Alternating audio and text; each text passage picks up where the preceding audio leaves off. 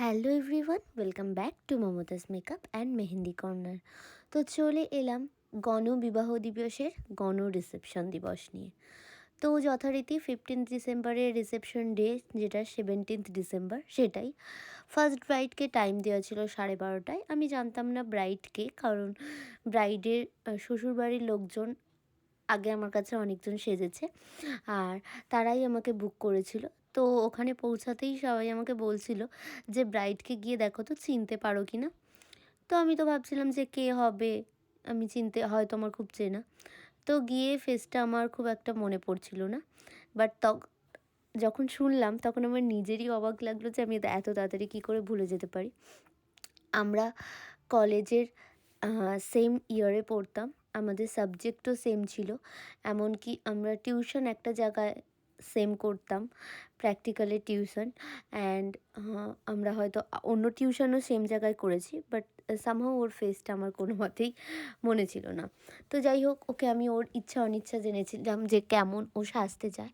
ও সেরকম কিছুই আমাকে বলেনি, ও বললো দেখ আমি সাজ সম্পর্কে এত বুঝি না, তুই তোর মতো সাজিয়ে দে। তো আমি সাজাতে শুরু করলাম, আর ওদের বাড়ির আগে একজনকে আমি তার বিয়ে, রিসেপশন, আইবুড়ো ভাত, অ্যানিভার্সারি সবেতে সাজিয়েছি, যে আমাকে বুকিং করেছিল ওর জন্যেও ওই ডেটটাতে। অ্যান্ড 12:30টার টাইমটা চুজ করেছিল, আমাকে বলেছিল কোনো চাপ নেই মমতা, তুমি এসে আমি বসিয়ে দেবো। আর সত্যি কথা বলতে একদম অন টাইম বসিয়ে দিয়েছিল। আমরা যেতে ওর খাওয়া হয়েছিল না শুধু। তো ফার্স্টে আমরা, ও যখন খাচ্ছিল তখন ওকে ক্রিম্পিং করে নিয়েছিলাম। অ্যান্ড দেন ওর যে শাশুড়ি মা, সে আমাদের যাতে কাজে লেট না হয় চটাচট ওকে খাইয়েও দিল। দেন আমরা মোটামুটি 1:45 বা 1টা থেকে এরকম মেকআপ স্টার্ট করে দিতে পেরেছিলাম। তো ভীষণই লাকি ফিল করছিলাম আমি সেই দিন নিজেকে, যে সবাইকে অন্তত অন টাইম ছাড়তে পারবো, যেহেতু প্রথমজন একদম অন টাইম বসেছে। বাট একটা দুঃখের বিষয় হলো, মেকআপের টিউটোরিয়াল নিতে নিতে হঠাৎ করে আমার ফোনের স্টোরেজ ফুল হয়ে গেল, আর তখন কাজ করতে করতে কোন ভিডিও ডিলিট করব কিছু বুঝতে পারছিলাম না। তো সেইভাবে ভিডিওও নিতে পারিনি, আর মানে সব কিছু গন্ডগোল হয়ে যাচ্ছিলো। তো এই ছিল ফার্স্ট ব্রাইডের ফুল লুক, যেটা আমি ওকে 3টের মধ্যে কমপ্লিট করে দিয়ে বেরিয়ে পড়েছিলাম। তো দেখো লুকটা কেমন লাগলো, আর চলো ওর থেকে আমি একটু রিভিউটা জেনে নিই যে ওর কেমন লাগলো। তো এখানেও হাসতে বারবার ভুলে যায়, তাই ওকে মনে করিয়ে দিচ্ছিলাম যে একটু হাস, একটু হাস, হাসলে তোকে খুব ভালো লাগছে। অ্যান্ড ওর যে ফটোগ্রাফাররা ফটো ভিডিও নিচ্ছিল তারাও বলছিল। তো ফোনের স্টোরেজ কোনো রকম ফাঁকা করে আমি একটু ভিডিও নিয়ে নিলাম ওর রিভিউ করলাম। তো একটু ব্রততি, তাই তো? বল কেমন লাগলো।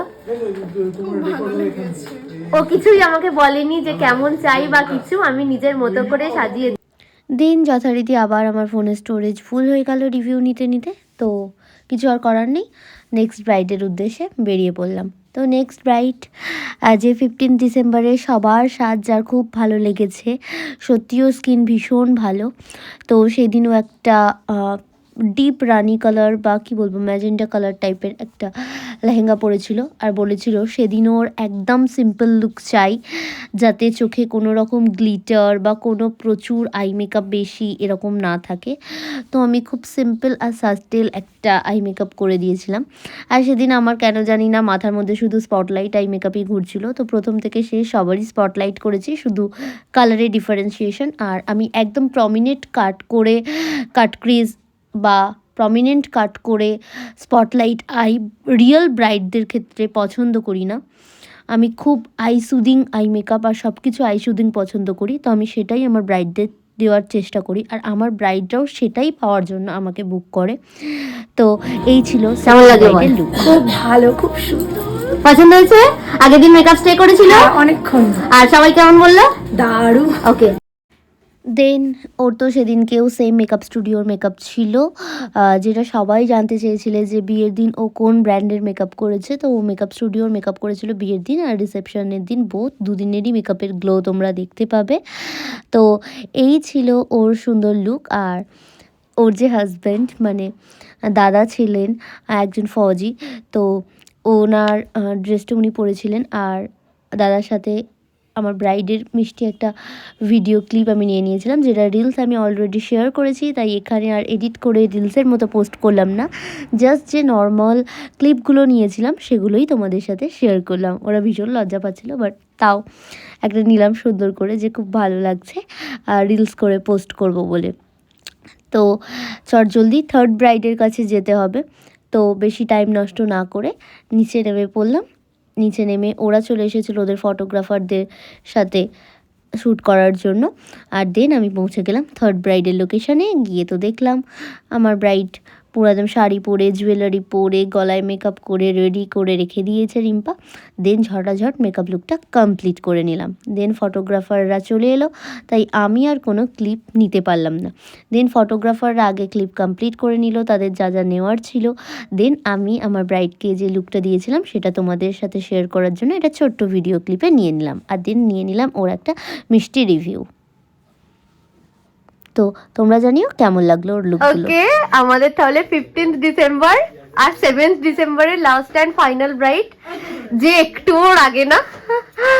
তো আমি শুধু তাকে এটাই বলবো যে কেমন লাগলো দুদিন। দারুণ, আমি 3 দিন সেজেছি হ্যাঁ একদম, 3 দিনই স্যাটিসফাইড, ভীষণ যেমন সবকিছু চেয়েছিলিস সবটা মেনটেন আছে তো। ওকে, তো দেন অ্যাটাচ করে দিলাম তিনজনেরই ফটো। এটা ছিল ফার্স্ট ব্রাইড, যেহেতু ফটো তুলতে পারিনি তাই ভিডিও থেকেই স্ক্রিনশট নিয়ে তোমাদের সাথে শেয়ার করলাম ফটো হিসাবে। আর এটা ছিল সেদিনকার সেকেন্ড ব্রাইড, যার দুটোই শুধুমাত্র ফটো তুলতে পেরেছিলাম। তো এটা ছিল সেকেন্ড ব্রাইডের complete look. And then third bride, যে ভীষণ সুন্দর একটা ট্র্যাডিশনাল বেজ অ্যান্ড রেডের কম্বিনেশনে শাড়ি পরেছিল আর ফুল একটা ট্র্যাডিশনাল লুক ডিমান্ড করেছিল। আর যার ভিডিওটায় আমি ভুল করে 7th ডিসেম্বর বলে ফেলেছি, যেটা অ্যাকচুয়ালি 17th ডিসেম্বর হতো। তো তোমরা জানিও কোন লুকটা কেমন লাগলো। Tata. 17th December successfully completed.